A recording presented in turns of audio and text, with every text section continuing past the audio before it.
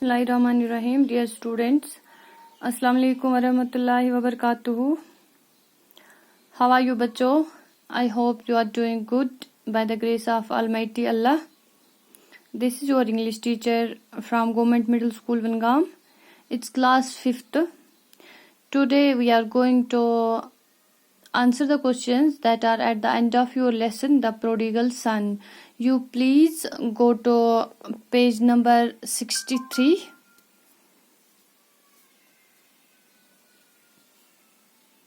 Our first question is, why did the man divide his wealth between his two sons? آپ نے کہانی پڑھی ہے، کہانی میں آپ کو سب پتہ ہے. ہمارا پہلا جو سوال ہے یہ ہم سے یہ پوچھ رہا ہے کہ جو یہ آدمی تھا، پروڈیگل سن کا باپ جو تھا، اس نے اپنی جو دولت تھی وہ 2 حصوں میں کیوں ڈیوائڈ کی تھی، کیوں تقسیم کی تھی اس نے.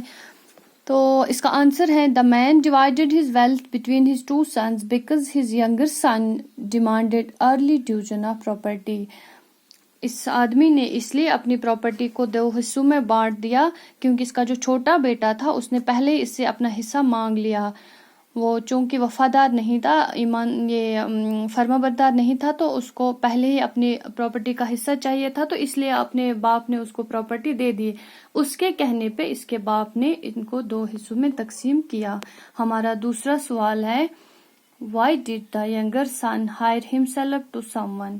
جو چھوٹا بیٹا تھا اس نے خود کو کیوں کسی کے پاس رکھا کام کرنے کے لیے؟ یہ کیوں مجبور ہو گیا کہ اس نے خود کو کسی آدمی کے گھر میں ایز سرونٹ کام کرنے کے لیے رکھا تھا؟ کیا مجبوری پڑ گئی؟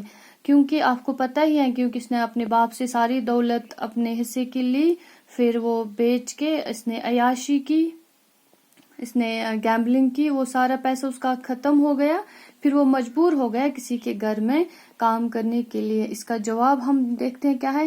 ہی hired himself because he had nothing to eat, no home to live in, as he wasted all his منی.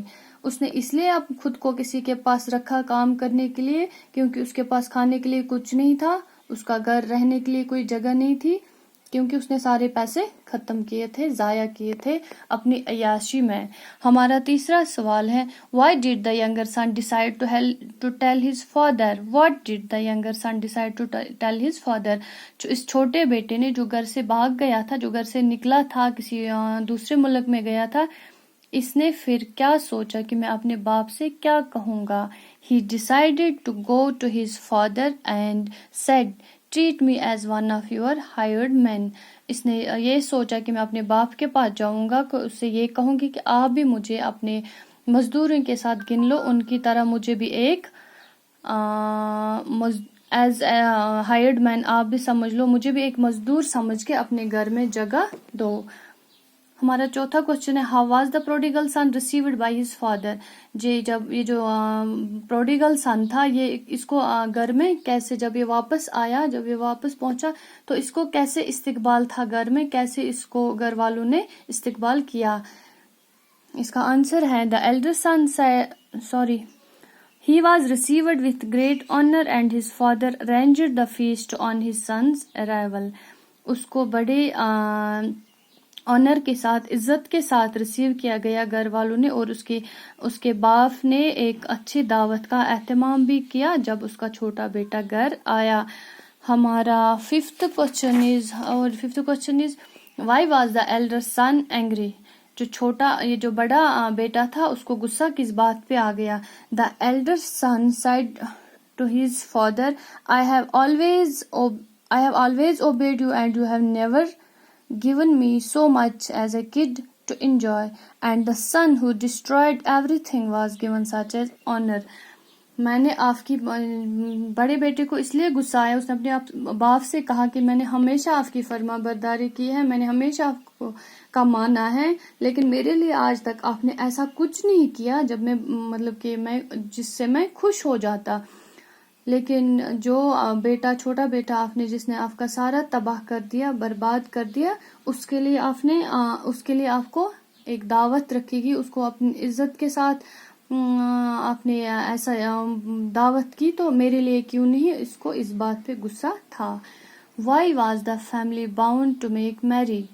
جو اس کی فیملی تھی ان کو کیوں لگا کہ ہمیں یہ خوشی منانی چاہیے, ہمیں یہ سیلیبریٹ کرنی چاہیے, ان کو کیوں یہ لگا. They were bound to make merry on the arrival of the lost son. وہ اس لیے یہ خوشی منا رہے تھے کیونکہ ان کے چھوٹا بیٹا جو کھو گیا تھا وہ واپس آ گیا, اس بات پہ وہ خوشی منا رہے تھے. آج کے لیے اتنا ہی. Thank you very much. Take care, stay safe, stay blessed. اللہ حافظ.